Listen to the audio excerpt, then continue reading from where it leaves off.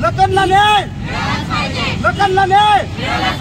Qadri hospital, Qadri hospital.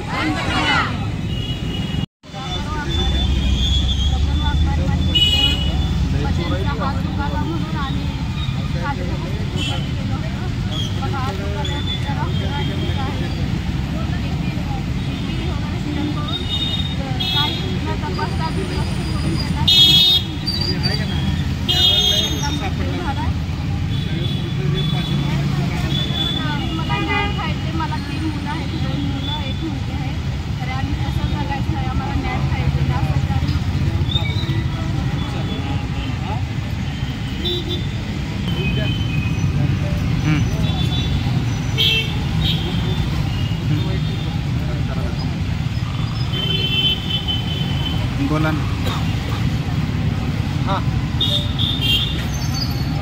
Qadri हॉस्पिटलच्या हलगर्जीपणामुळे 35 वर्षाचा युवक लखन वाघमारे याचा मृत्यू झालेला आहे। त्याचं कारणीभूत या कादरी हॉस्पिटल आहे। आज जवळपास ही घटना घडून 2 महिना झालेले आहेत, तरी देखील या कुटुंबाला न्याय मिळाला नाही।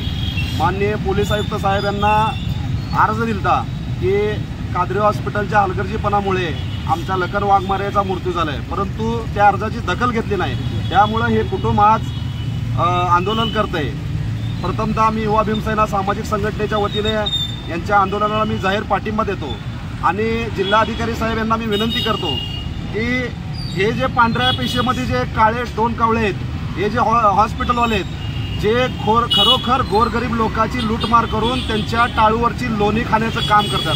प्रथमतः ते सर्व हॉस्पिटलवर कारवाई झाली पाहिजे आणि त्यामध्ये असणारे जे मेडिकल आहेत ते आव्हानं सवाभावानं लोकाला MRPच्या दरानं औषधं देऊन सर्वसामान्य लोकांची, सर्वसामान्य जनतेची लूटमार करतात।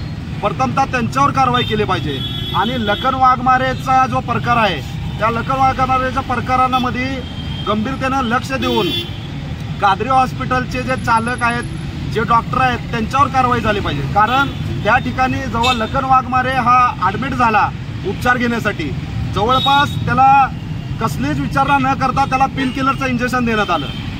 त्या हॉस्पिटलमध्ये आम्ही जाऊन पडताळणी केली असताना त्या ठिकाणी असं मोठं बोर्डावर लिहिलेलं आहे की आम्ही हार्टचं पेशंट घेत नाही। तर यांनी पेन किलरचं इंजेक्शन कसं काय दिलं? खऱ्या अर्थाने त्या कादरी हॉस्पिटलवर बरेच तक्रार आहेत, अनेक लोकांच्या तक्रारी आहेत, तिथं तक्रारी दाखल झालेल्या आहेत, कित्येक तर वादग्रस्त झालेलं आहे, तरी देखील शासन प्रशासन यावर दखल घेत नाही। आज लखन वाघमारेच्या पाठीमागं जे त्यांचा पश्चात परिवार आहे, खरोखर त्याचा उद्धारनिर्वाह त्या लखन वाघमारेवर होता, परंतु आज यांची परिस्थिती बघितली, यांचं घर रस्त्यावर आलेलं आहे। याचा जबाबदार फक्त आणि फक्त ते कादरी हॉस्पिटल आहे। तशा हॉस्पिटलवर कारवाई होऊन ते हॉस्पिटल सील केलं पाहिजे, अन्यथा येणाऱ्या काळात या परिवाराला घेऊन आमच्या संघटनेच्या वतीनं तीव्र पद्धतीचं आंदोलन आम्ही या कादरी हॉस्पिटलच्या समोर करू।